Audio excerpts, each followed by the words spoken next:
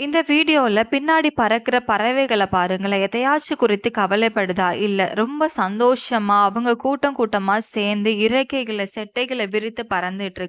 ஆனா நம்மள பாருங்களேன். சின்ன சின்ன காரியத்துக்கு கூட, "ஐயோ! இந்த பிரச்சனை வந்துருச்சு" அப்படின்னு சொல்லிட்டு நம்மளே நம்மளோட இருதயத்திலயும், உள்ளத்திலயும் பாரத்தை ஏத்திக்கிட்டே இருக்கோம். இந்த நாளில ஆண்டவர் நம்மை பார்த்து சொல்லுகிறார், "கர்த்தர் மேல் உன் பாரத்தை வைத்துவிடு. அவர் உன்னை ஆதரிப்பார். நீதிமானை ஒருபோதும் தள்ளாட ஓட்டார்" அப்படின்னு சொல்லிட்டு சங்கீதம் 55:22 நம்மளுக்கு ஏசப்பா வாக்கு கொடுக்குறாங்க. சோ இப்ப நம்ம என்ன பண்ண போறோம்னா, ஆண்டவர்ட்ட வந்து நம்மளோட பாரத்தை எல்லாம் ஒப்பு கொடுத்து ஜெபிக்க போறோம். ஆண்டவரே எனக்கு இந்த பிரச்சனை இருக்கு ஆண்டவரே. நீர் எனக்கு அந்த பிரச்சனையில இருந்து விடுதலை தாங்க அப்படின்னு சொல்லிட்டு நம்ம ஜெபிக்க போறோம். ஆனா நம்மளுக்கு இன்னொரு காரியத்தையும் தேவன் உணர்த்துறார். அதற்கு நம்ம நீதிமானா இருக்க வேண்டும். நம்மள்ல எத்தன பேர் நீதிமானா இருப்போம்?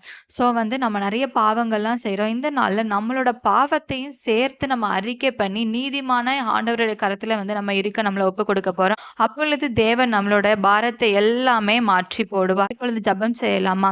ஆண்டவரே, இந்த நாளிலும் கூட நான் நீதிமானா இருக்க என்னை உம்முடைய கரத்துல நான் ஒப்புக் கொடுக்கிறேன் தகப்பனே. ஆண்டவரே, நான் ஏராளமான பாவங்கள் செய்த பாவியா இருந்தாலும் அப்பா, என் பாவத்தை நீர் சிலுவையில் சுமந்திருக்கீங்க அப்பா. என் பாரத்தை நீர் சிலுவையில் சுமந்தீங்க ஆண்டவரே. அதனால் என் பாவத்தை மன்னித்த ஆண்டவரே, இனிமேல் எதை குறித்து நான் கவலைப்படாதபடிக்கு ஆண்டவரே, என்னுடைய கஷ்டங்கள், கண்ணீர்கள் எல்லாத்தையும் உம்முடைய கரத்திலே அப்பா நான் ஒப்புக் கொடுத்து ஜெபிக்கிறேன் ஆண்டவரே. நீர் என்னை ஆதரிங்கப்பா. நீர் என்னை வழிநடத்துங்கப்பா. எல்லா தீங்குக்கும் என்னை விலக்கி நீர் காத்துக்கொள்ளுங்கப்பா. நீரே எல்லாம் பொறுப்படுத்திக் கொள்ளுங்க, வழிநடத்துங்க. மீட்பர் இயேசுவின் மூலம் ஜெபிக்கிறோம் ஜீவனுள்ள நல்ல பிதாவே. ஆமென்.